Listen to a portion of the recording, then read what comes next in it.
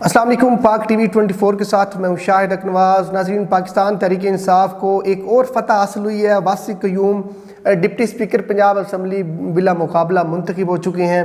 ان کے مقابلے میں پی ڈی ایم کے مشترکہ امیدوار علی حیدر گیلانی تھے، جنہوں نے کاغذات نامزدگی جمع نہیں کروائے اور وہ عین موقع پہ ہمیں بھاگتے ہوئے نظر آئے۔ بظاہر ایسا لگ رہا ہے کہ انہوں نے مقابلے سے واک آؤٹ کیا اور انہیں ہار اپنی نظر آ رہی تھی۔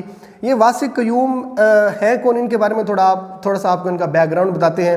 2018 کے عام انتخابات میں جب بڑے بڑے اپسیٹس ہوئے، بڑے بڑے برج الٹے، بڑے بڑے لوگوں کو شکست ہوئی، تو وہیں اسی واسق قیوم نے پی 12 سے سابق وزیر داخلہ چودھری نثار کو بھاری مارجن سے ہرایا تھا۔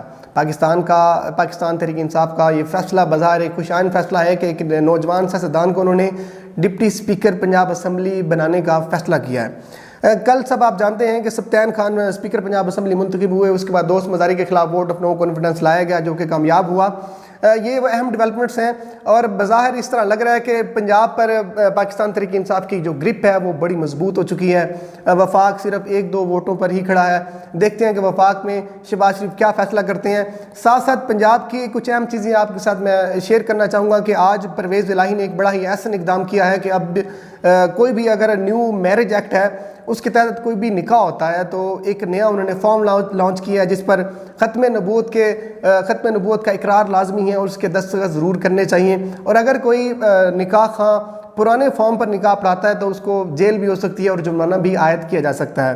یہ ایک چھوٹا سا انیشیٹو تھا۔ اس کے ساتھ ساتھ پنجاب میں حکومت بنانے کے بعد سابق وزیر اعظم اور چیئرمین تحریک انصاف عمران خان نے جو ان کے پروگرام سے جس طرح پناہ گاہیں اور خاص طور پہ ہیلتھ کارڈ سسٹم تھا انہوں نے دوبارہ بحال کرنے کا اعلان کیا ہے، اور اسی طرح وفاق کی تھوڑی سی ڈگمگاتی صورتحال میں نظر آ رہی ہے۔